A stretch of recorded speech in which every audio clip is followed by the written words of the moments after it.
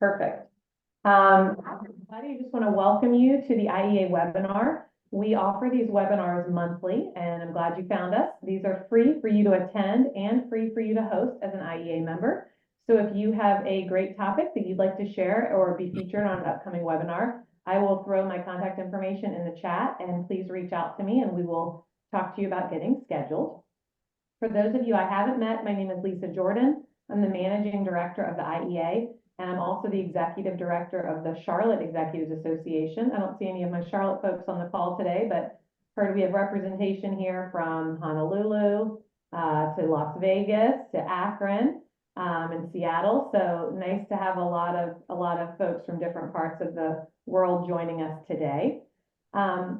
Before I introduce Brad, I just want to put a quick plug in for the IEA conference. Hopefully you've been seeing some emails. One was actually sent out this morning about the next IEA conference. We are hosting, the IEA board is hosting the conference in beautiful Las Vegas this September 20, I want to say 24th and 25th. We'll be at the Tuscany Resort and Casino there. And we are looking forward to a great conference, and we encourage you to take a look at the email communication that's coming out, look at the guest speakers that we're going to be having, and consider attending. It's a lot of fun, but also a really great way to continue to expand your network beyond your executive association. I know quite a few folks from Vancouver and also Edmonton are planning to come together as kind of a field trip, if you will, for their executives association. So that's always a fun idea as well. So with that, I'm going to go ahead and introduce our friend Brad here. Brad Lohner got into the credit industry in 1986, working for a national consumer Canadian debt recovery firm. And 4 years later, he became a partner. The firm grew from 24 people to over 300. Wow. When he left in 2005 to open his own practice, specializing in B2B credit. In 2008, he purchased an American firm to help serve the North American marketplace. Today, he serves on the board of his Canadian division, which he sold to his daughter, and continues to manage the American operation and provides credit management consulting services to Equifax. Brad has 3 independent adult children and a few grand dogs. And Brad is a member of the Edmonton Executives Association, but he has the good sense to escape Edmonton for the winter and is zooming in from sunny Florida. So Brad, I'm going to hand it over to you. All right. Thank you very much, Lisa. Hi, everybody. Yeah, today's presentation is a culmination of the top 12 danger signals about when you have trouble with your accounts receivable. And I didn't put this list together. This was actually a list that was put together by a bunch of certified credit executives in the United States and Canada. And they all agreed that these are sort of the top 12 things that if you hear this, by all means, you got to do something right away. So I thought I'd share that with the group because we only have an hour, and I wanted to make sure that everybody on the call had something tangible that you could take back to your accounts receivable staff and post it on the wall somewhere and say, hey, if you see these 12 things, you know, ring a bell or something. We gotta start talking about it. So so this is the point of the call today. I believe Lisa mentioned that a copy of this will be posted on YouTube if your staff want to have a look at that, because there's always more going on in the conversation than there isn't just on the bullet points. And then I think the bullet points are also will be available online too. So, or you can just ask Lisa for them and I'll be happy to share them with you. So we're going to get started. So 12 danger signals. So I'm just going to go like this. Here we go. Yeah, I guess you read it. Danger signal number 1, and these are in no specific order. Like this isn't the number 1 danger signal. It's just these are 12 that if you hear any one of these 12, it's time to start doing something. So this is number 12. I'm just in the middle of changing banks or getting new financing. You will hear this a lot in the construction world. I think one of the guys in the call was from the HVAC business in Nevada. Anytime you're in construction, you know, you're going to hear these things. If your customer is in the middle of changing banks, that means that their bank has pulled their credit line for some reason. And that means that they're out of cash or they have dangerously low cash positions. And so what they're going to be doing is they're going to be relying heavily on their trade suppliers, which is you guys typically, to bankroll the company until they can secure financing somewhere else. So if your AR people are, you know, hear that, or it's put in an email to you, or you hear about it from one of your sales staff, make sure that you bring that to the top of the pile and for your executive team to talk about. because we're typically where there's some smoke, there's going to be some fire. So that's danger signal number one. Number two, this is where industry associations, smart sales staff that keep your ear to the ground become invaluable to you guys. If you're told that your client has lost an important customer, obviously that is a major hit for them. I always told my daughter when she bought the Canadian business from me, I told her, listen, honey, don't let any one of your customers be more than 15% of your revenue, if at all possible, right? So that way, if you do happen to lose a big one, sure, it's going to hurt, but it's not going to kill you. And unfortunately, a lot of small businesses don't do that. I mean, sometimes it just happens, right? Where a customer can actually own you. But you've got to be very careful. So if your client has lost an important customer, the probability of that client having some sort of a cash flow problem is very high. And of course, there's going to be a trickle-down effect. If they're not going to get it paid, neither are the trade suppliers for some time. So if the customer has lost one of their important customers, make sure you talk about that right away and come up with a contingent plan.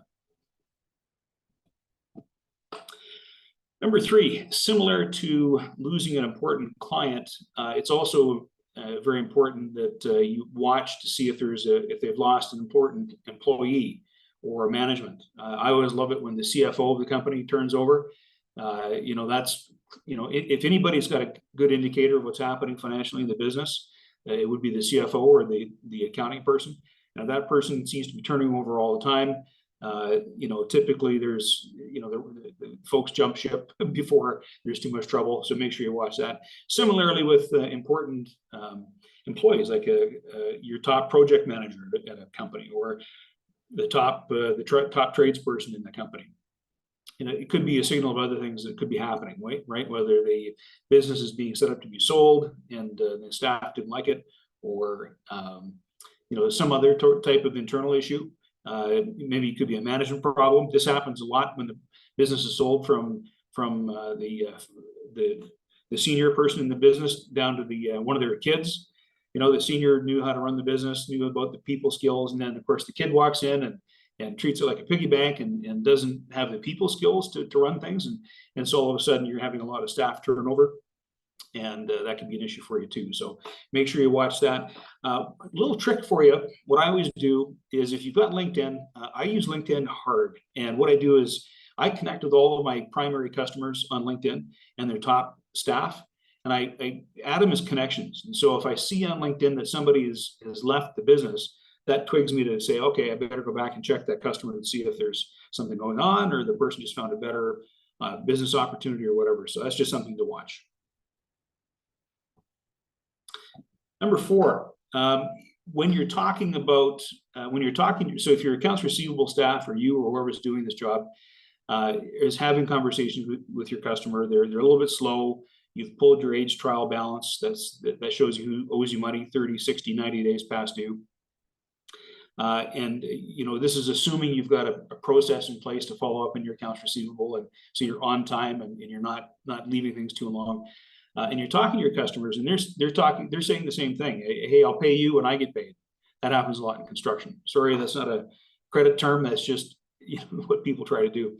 So if your clients have slow receivables or a large bad debt that they're experiencing, obviously that's going to have a trickle-down effect to their trade suppliers, meaning you guys.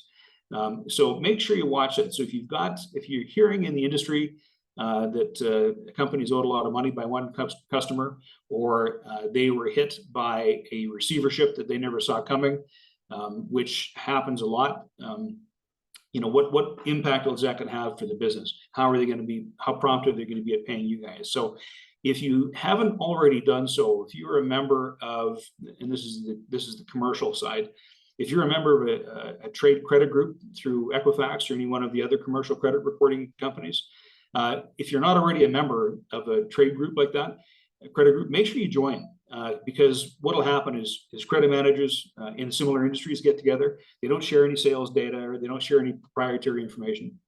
They just talk about who's giving them trouble and why. And if you've got a trade receivable and one of your competitors just got hit with something, or they had some news about it, you'll find out about it much quicker because they've probably not paid that guy. They're probably still paying you for the short time because you're now their sole supplier, but it's helpful for you guys to know that so you can mitigate your risk and take steps to lower that risk if you possibly can. Number 5, broken promises. This is something that I really want to, I mean, this seems obvious, right? But many companies don't have a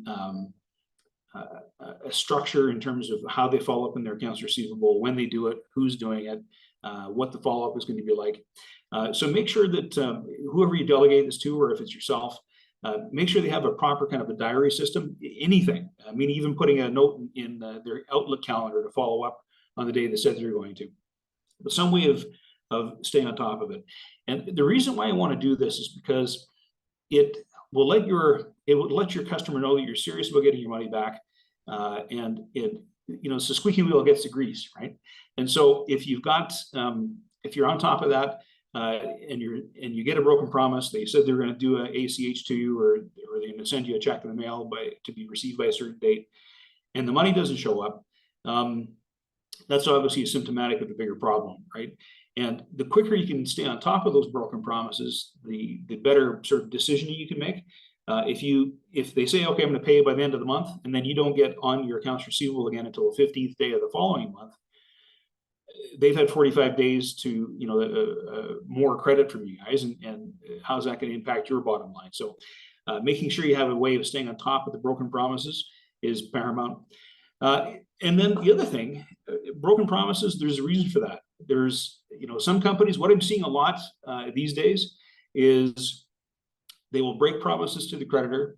They will do all kinds of strange things. And then the minute that you folks hire a guy like me to make a phone call to collect from your customer, they pay it instantly. Now, that's not because I'm some super whiz guy collecting money. I'd like to say it would be, but it's not. What this is it's just their way of protecting their cash flow until the very last second, right? And so when this bill starts screaming red and the red light starts going off, meaning a guy like me phoning them, then they release the funds. And I'm seeing that more and more all the time. So, and I expect that to continue just based on the way the U.S. economy is going. It's okay, but it's not great. And I think that if you looked at your age trial balance, which is your 30, 60, 90-day accounts, you'll see that that's happening. And one of the things you have to look for is those broken promises. So if you've got those, jump on them sooner rather than later and have that conversation with your client. Number 6, similar to broken promises, messages not being returned. Again, it seems obvious, but the situation here is your client is probably embarrassed to talk to you, right? They don't have the money. They may have broken a promise or two. You left messages for them to call you. They're not calling you back because they're afraid of what you might say. They're afraid that, hey, I don't have anything to tell this guy, so I'm not going to return the call because I make it an earful. Wide variety of things. But primarily, it just kicks the can down the road. And so if you're getting messages not returned or email bounces or something like that from your client, alarm bells should start ringing right away because obviously there's something going on there, and either that specific person that you've been dealing with at your client's accounts payable has left their job, or the company has eliminated the position, or something's going on. But if you don't have your messages returned, there's a chance, where there's smoke, there's fire, right? So make sure you get on those ones right away. Number 7, somebody is suing your customer. So we call it, in Canada, we call it a statement of claim. And in the US, we call it a suit. There's a wide variety of words for it. But if your customer is getting sued by another supplier for goods or services that were delivered or rendered, that's pretty significant. But because all you guys on this call today, you guys are in business, you work your tails off to get a client. You do whatever you can to try and keep that customer. And, only at the very end, you decide, okay, I'm going to pull the trigger and hire a lawyer and sue this guy, or hire a guy like me. That sort of last sort of ditch efforts. So it seems pretty extreme. So if you are aware of your client getting sued by another supplier, make sure you look into it. It could be something as simple as a dispute over, the quality of the product that was delivered. It has nothing to do with their financial stability. It could be something, that there's a legitimate trialable error or dispute, or it could be a cash flow problem. So you want to kind of dig into that a little bit and find out the reason why they're getting sued. And again, really good salespeople on the ground with a good ear will pick this stuff up and feed it back to you. Or there's publications out there that are available that will tell you who's getting sued and for how much and why. And of course, if you're a member of a trade credit group, which we talked about earlier, all the credit managers get together and have a little chit chat, and this might come up and you'll see it on an Equifax or any other commercial credit report that you might be pulling. Number 8, change of ownership, management, death. Do something right away. I can't tell you the number of times I host, what is it now? 9 Equifax trade credit groups. When I sold my Canadian business to my daughter, Equifax reached out right away thinking I was underemployed or unemployed, and they wanted help to run these credit groups. So I said, sure. And I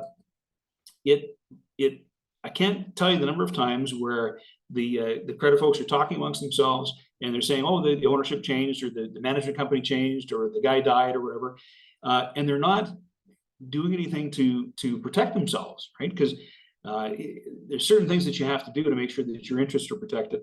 Either getting a new credit application from the new ownership group, or do whatever. But there's lots of things, because the old company that was existing before is not the new company today. It looks the same, a lot of the same people, but it's going to be a different company, a different legal entity. And if you don't do something to protect yourself and make sure you are working with the executive of the estate to solve this, you're going to be one of the trade suppliers that's not going to get paid. So if you hear that there's a change of ownership or a change of management, or somebody's passed away, that one should make it to the top of your list, and right away. I also should mention too, I should have said this earlier, if there are questions, put them in the chat, and Lisa will feed them to me as we're talking too, if there's something that you guys want to ask.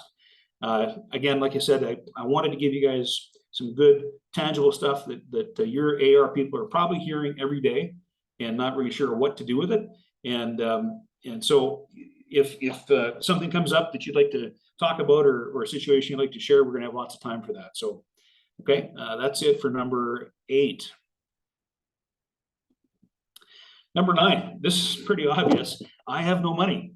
There's going to be customers who are straight up with you. They're going to say, listen, I don't have the cash. I don't. The receivable is not coming in, or that government job that was supposed to, that got tendered, and there was a big problem with the project managers, and it went over budget, and there's no more cash to come through. And there's all kinds of stories. I mean, it just depends on if you're doing B2B work or business to consumer. So you're going to hear this a lot. If they don't have any money, that's the same as a bank, as a business having a $100 million line of credit, but they're also using $100 million. They have no money. If it's a consumer, they have no money because they're not working all of a sudden or something, and so there's zero cash. So right away, that should twig you guys to look at it and say, okay, what can we do to secure ourselves right away, right? So if it's let's say you're a HVAC person, I'm going to pick on the guy in Las Vegas because he told me where he was and what he did. So if he's providing a goods or services, in this case both, and he's owed $12,000-13,000 for a new AC unit or whatever he's putting in, and the homeowner says, hey, I have no money, which you could, there's things you can do to get paid, which is, you could look at leaning the job, you could look at taking a charging agreement against that person's house. I've even had some creditors, because really now you're playing the bank. I've had some creditors file mortgages, register a mortgage against the company's property or against the consumer's property, and you can actually foreclose on them. So again, when they're telling you this, thank goodness, that your customer's being honest with you, which is great. One of the things that I would suggest you do strongly is if somebody says I have no money, test that for validity. So something you might do if you have access to a consumer credit report is to pull a TransUnion or an Equifax on that consumer and have a look. Is there credit lines that they have with enough room left in it that they could cut you a check? They're just choosing to not pay you, or the same on the consumer or the commercial side. pull a commercial bureau. You'll see what line of credit they've got. If they're paying other suppliers, they're not paying you. Why is that? And you can dig into it a bit further. But leaving it and hope is not a business plan, is not a business strategy or whatever they say. So make sure you dig into that one right away. Number 10, obvious mail return. So if your company sends out statements or invoices using snail mail or even marketing pieces, make sure you watch your mail return and what's going on. If you're fortunate enough to have a sales team out on the ground, make sure that they're aware that this mail has been returned and have them swing by that company location and see what's going on. Right? It could be something as simple as USPS not doing their job or Canada Post. That never happens, does it? But double check to see what's going on. And because a lot of times what will happen is if the company is leasing space from somewhere and the business is just not, it's just not operating as a going concern, the business owner may have signed a lease with a personal guarantee at that location. But the second that lease is up, boom, they close the doors down, they're out of there.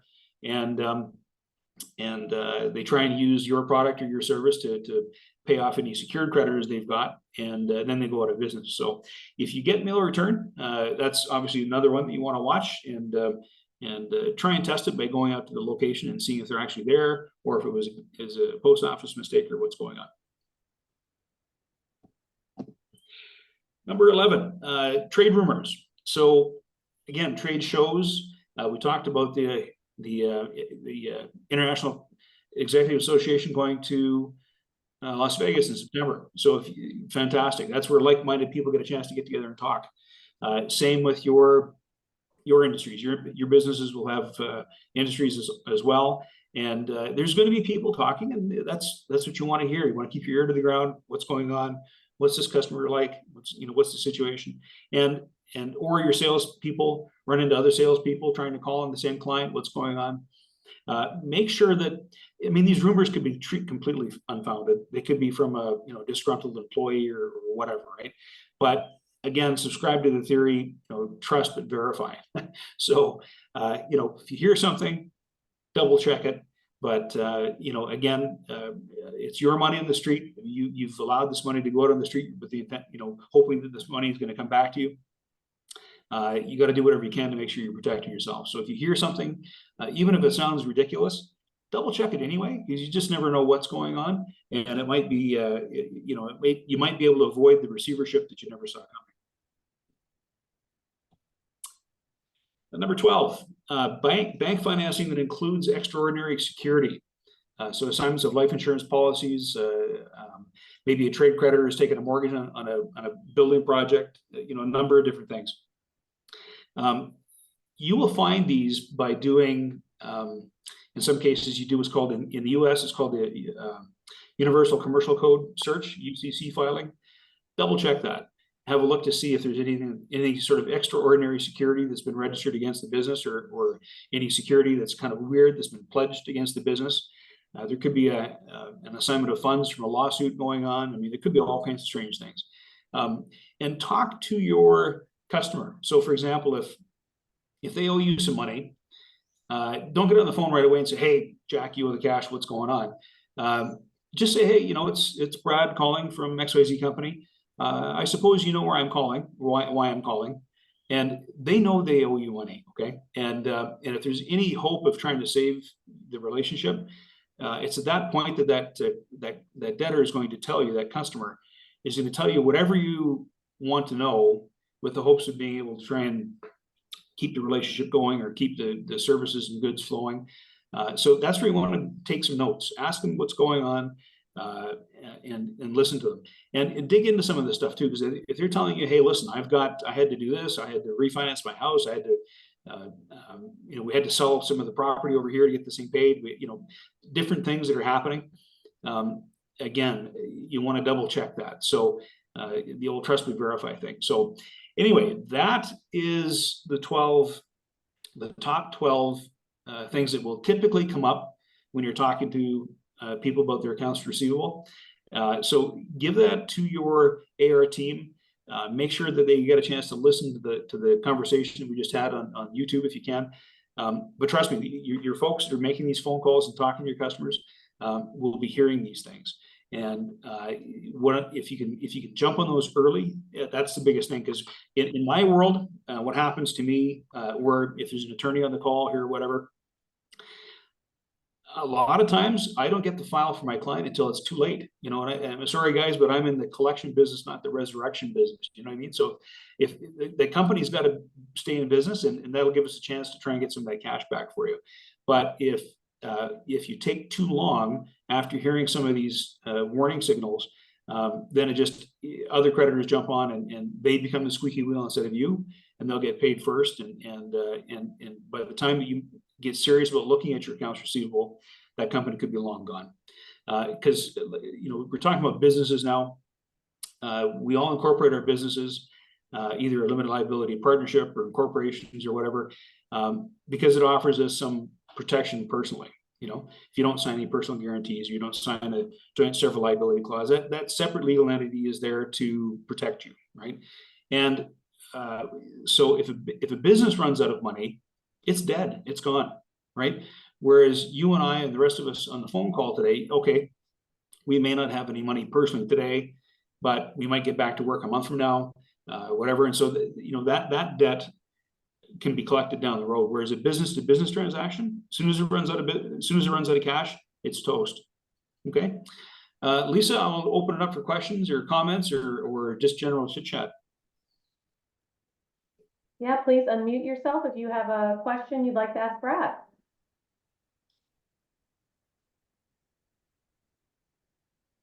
Don't be shy. It doesn't necessarily have to be about the 12 warning signs either. If you've got, you know, I'm here, I've done this for 40 years. If you got something, you don't have to tell me the name of the company, but if you got a situation you'd like to have a quick chat about, trust me, all your colleagues on the call here probably have a customer like that too, and would probably benefit from that question. So go ahead. Hey, Brad, this is Troy Sauter with Elgin. I'm from your local member in Edmonton here as well. Oh, hi. Just a comment on what happens after a lien is placed and stuff like that. I've had a few experiences where gone out and put liens on, and usually I get a phone call fairly quickly from someone very upset, but it also leads to action but in a recent situation, I've had one where it's put on and I haven't heard anything, and I don't know exactly where that sits and everything. So if you could talk about that a bit. Yeah, so the question comes from a Edmonton Executive Association member. Liens in Canada are significantly different than liens in the United States. So I'll just tell that to you now. So if you're tuning in from anywhere in the US, this will sort of apply to you, but talk to your attorney for more information. But yeah, the way that works, as soon as we call them builder's liens in Alberta. In the United States, they're called mechanics liens. Elsewhere in Canada, they're called construction liens. But it's a registration against a piece of property that says that you've got a financial interest in that property because you've added to the value of it, or you help to maintain the value of the property. And so 3 or 4 things can happen right away. The first thing happens is you file your lien. As soon as that happens in the Alberta market, which is where this caller is from, all construction financing for the project comes to a complete standstill. Nobody's getting paid. GC won't get any advances. Nobody's getting any money. So it has quite the effect. And so what can happen is your customer could call you immediately and pay you in full. Woohoo! You get your money back, and then we do the discharge, or you guys can do the discharge of the lien. You could get a phone call right away. You know, a big, you know, it's a big issue, but they have a dispute. The reason why you weren't getting paid is because they have some sort of an issue with the quality of work or product that was put in there. So in this particular situation, what the debtor company can do is they can register a security with the court in place for the full value of the lien plus 10%. That will release the lien off the property, construction continue going on, but the money, the full amount of the lien plus the 10 or 15% has been paid into court, and then you two have to duke it out in court, and if you win, the money is there for you to get paid, so that can happen. The third thing, which is the scary one that I never like, is we register a builder's lien or construction lien, and nothing happens, like zero, right? that makes me nervous, because if it's a commercial transaction and there's lots of construction, a lot of other suppliers on the site, things are happening, and you don't get one phone call. To me, what that means is, 9 times out of 10, that project is upside down and it's financing. There's more money owed than what, they can't get any extra financing for it. And so the whole thing comes to a screeching halt. The good thing about filing the lien in that case is you've registered a form of security. And so, if the company ends up going to receivership or has to be sold, where the court's involved in the selling of that asset, your lien rights, you have lien rights, and you will receive preferential treatment for it. I can't remember the fourth one was now, but anyway, those are the top 3 things that can happen. And so yeah, if you're not getting any phone calls back or there's nothing going on, that's not a good sign. Good question. Hi, my name's April. I am with Emerald Air out of the Seattle Executives Group. And we've seen a trend. We do a lot of multifamily housing projects. And we've seen a trend over the last year or so of projects getting assigned a receiver by the lender before we're even done with the project. So we haven't filed a lien claim because we weren't aware that there were issues ahead of that. Any recommendations?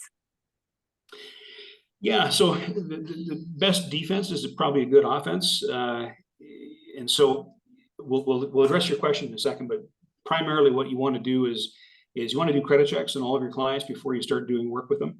And in construction, these projects can take a while, right? And so if you're on site for quite a length of time, what you want to do is you want to always monitor the financial health of your supply chain.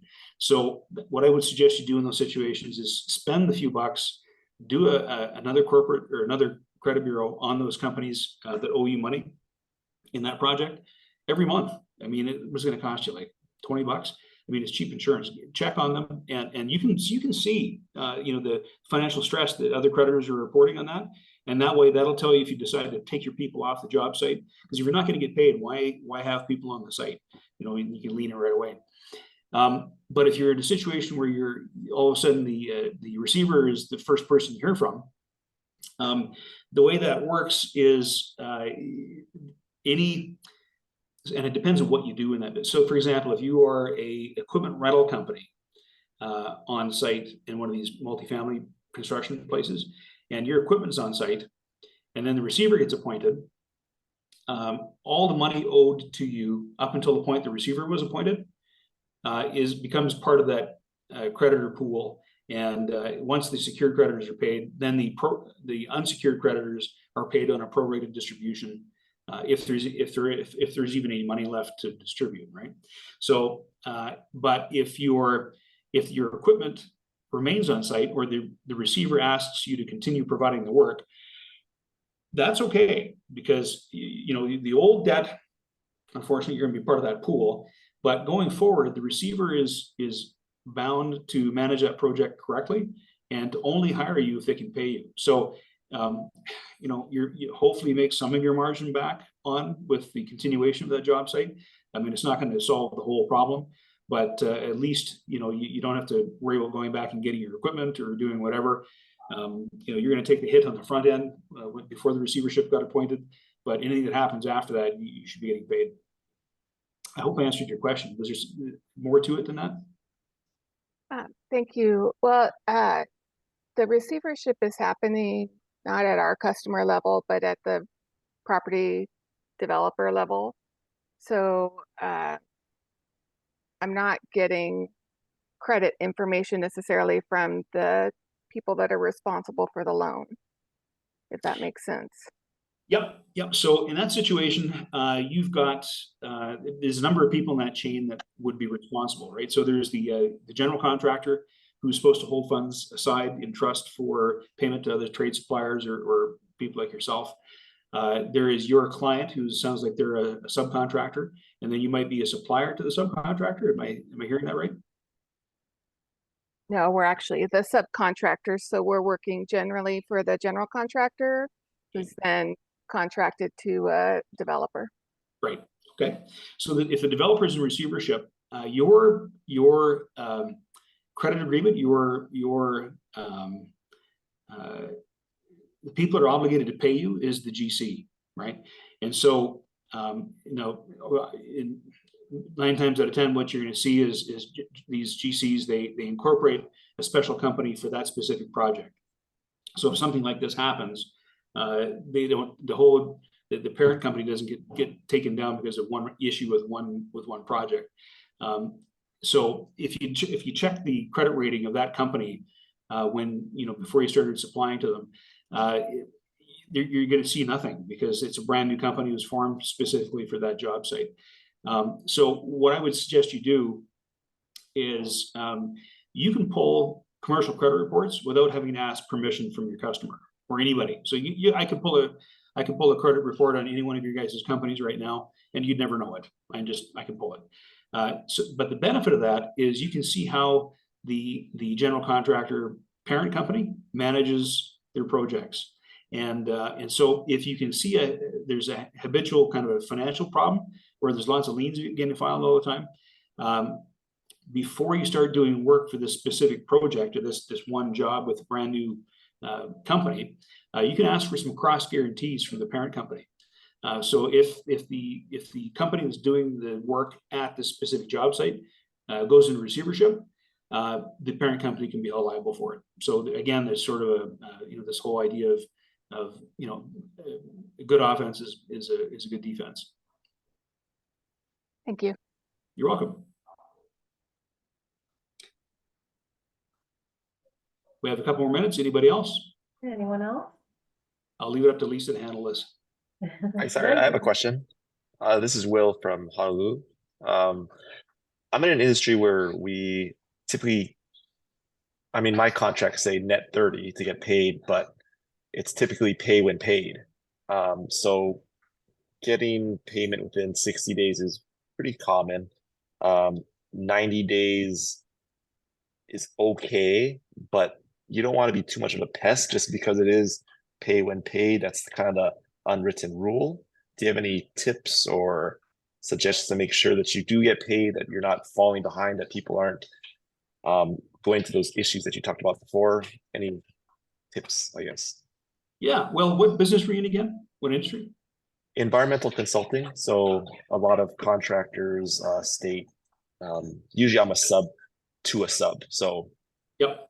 Second, third tier. Right. So you're providing a service. Yep.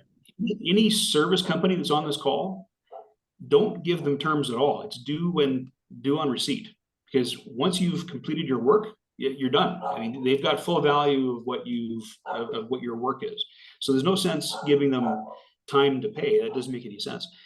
What I would do in those situations is look at maybe doing some sort of a draw where you take 30% down, another 30%, whatever. So this way you're not stuck on, you're not on the hook for the whole thing. And in some cases, Will, in your industries, if your assessment comes back not the way that the property owner wants the assessment to come back, I'm thinking about phase 1, phase 2 testing for engineers, stuff like that. You might have some bad news for them, and the project money might not even get off the ground because of your professional opinion. A lot of developers just run away from that, right, and leave guys like you hanging. So I would again, credit checks on these guys. Make sure that they're because if you're going to give them time to pay, check them up front and make sure that they've got that they don't do this all the time. There's YouTube videos out there, trust me, where they're teaching companies how to avoid paying their creditors, or how to hire a subcontractor and to hold back that last 25% and never pay the guy. So, Wow. Oh yeah. So, and it's, as the consumer becomes more stressed, people do funny things, and I'm in the debt collection business of the consumer side in the United States. And I can tell you firsthand, consumers do not have the disposable income that they did even 12 months ago. So do credit checks on the customer first. If it looks good and you want to give them some time to pay, fine. But I would use either kind of a draw system, or if you are going to do something, you just say, hey, the bill is due in full right now. No sense in giving them terms. They've gotten full value from you, so why give them terms? Right. Thank you. You're welcome. Credit was initially established to help companies sell widgets over time, so they could sell the widgets and then turn that widget into cash and pay their supplier of goods back again. That's why credit's there. But if you're providing a service, you've given your full value, you should be paid right on the spot. Hey, Brad, I was wondering if I could ask a quick question. I'm Jacqueline with Jewel Tone Interiors in Fort Lauderdale. We're an interior architecture studio, and we're having trouble with our clients paying, and we were wondering if we should hold deliverables prior, hold deliverables before they pay. So basically saying we're not going to give you the goods before Yeah, so you get payment. Yeah, great question, Jacqueline. So just to kind of add on to what I mentioned to Will there before, you're providing a service, and you guys work your butts off to provide good service and give it to them professionally, and they are going to be relying on you to make sure that they can get this building approved and whatever else. Again, go get draws, get upfront retainers, work your way through that, and do the credit checks up front. Just check the developer, even do a credit check on the building owner or the property owner themselves. Because we call it the construction pyramid, right? So at the top you've got the building owner or the property owner, and then they've hired a GC, and then they've got a bunch of people in there that will get paid. And so if there's trouble at the very top, it's going to flow through the whole construction pyramid. So do your due diligence up front. And then, as far as withholding work, I don't purport to be an architect. I don't know, but do you have to sign off on anything before final approval is given for building permits and stuff like that, or what kind of hammer do you have? I guess. Yeah, I mean, if we're signing and sealing, definitely we have the upper hand for sure. They're not gonna be able to do anything without what we're providing as far as deliverables. Yeah, so definitely use that. I mean, they've got to hold some funds in trust for you, and there's got to be that exchange. You can't sign off because there's a big liability for you to sign off, and that's on you. You should be getting paid for this. So yeah, make sure that you hold back whatever that final piece would be until you get paid. Got it.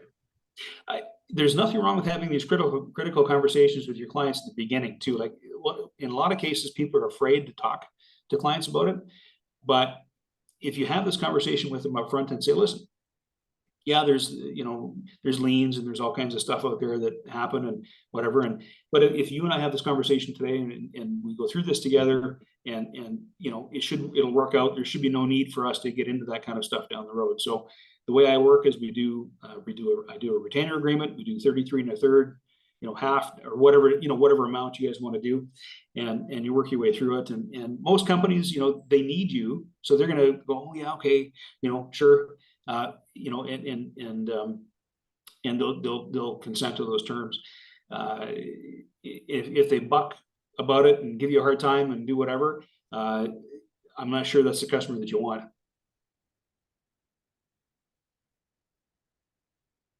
Good question. This is Brent calling from the Calgary Executive Association. A question would be about big companies. Like in Alberta, you're talking ONG, you're talking some major players. What about these guys when they ghost you and they feed you the lines about this stuff? That from their that they're worth billions of dollars, but they tend to grind the little guy. Yeah, it's horrible. It's horrible. So a lot of that comes from the project managers running these sites, right? Running these jobs. And these people get bonused by coming in on time and under budget. And a lot of times they come in under budget because they don't pay guys like you, Brent, that are on the phone call here. That's how they get their bonus checks. So one of the things that I always suggest that creditors do is develop develop a really good early relationship with their with that company's accounts payable team. If they've got folks on the ground, like in Calgary or wherever, go over and have a coffee with them. Buy them you know what I mean? Like, develop that relationship so you become the very last person that accounts payable person wants to stiff, right? And they will share information with you that they wouldn't share with any other creditors because they know you, right? So try to do that. There's nothing wrong with that. A lot of these big oil and gas companies that Brent's talking about, they run through these automated accounts payable processes where you have to upload the invoice, it has to be formatted a certain way, blah, blah, blah. And their accounts payable team is offshore somewhere. Obviously, you can't take that guy out for lunch because he's in Bangladesh or wherever he happens to be. But those companies have the ability for what's called doing a quick pay. And again, if you know who the project manager is and you can track that person down quickly, they have the ability to pay you quickly. They just choose not to in some cases. And to I think it was Will's comment earlier, 90 is the new 60 in terms of accounts receivable aging. Oil and gas, I mean, it's not uncommon, as you're aware, Brent, for it to go 90, 120 days, what I would suggest you do in those situations is know what your internal margin is.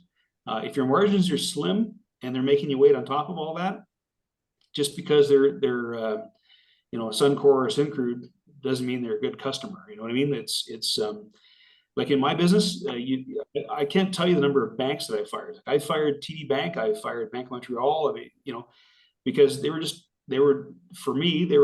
good customers. They're like, oh my God, you can't dump us, we're TD Bank. And I'm like, I don't care who you guys are. If we're not making any money with you, it doesn't matter, right? So it really depends on the margin you've got and how if you can afford to be patient, cool. If not, then you might want to look at other options too, doing the quick pay thing with them, or having that lunch with that accounts payable person and really getting a close relationship going. Good question, Brent. I should actually piggyback off of Brent's comment there. Probably 6 out of 12 times, 50% of the time, the reason why that money is not getting paid to you is because we as creditors are falling on our own sword. If we're not uploading that data correctly in their accounts payable system the way that it's supposed to be, it's going to get rejected.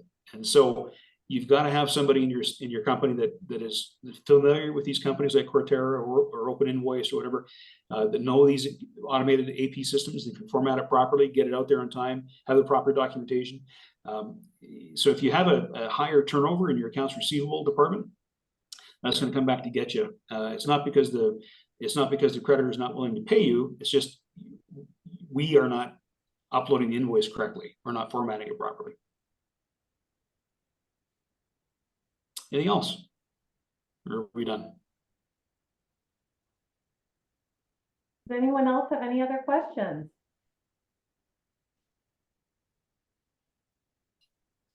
If there's anything else, you guys can message me anytime. So I'm always here. Thanks, Brad. This was very informative and sounds like you helped a lot of folks today. And yes, this will be available on the IEA YouTube channel, which you can find through the IEA website. It's linked right there at ieaweb.com at the top. And please feel free to share it with anyone who might find it useful as well. All right, thanks everybody. Have a great day. Take care, guys. We'll see ya. Thank you. Thank you.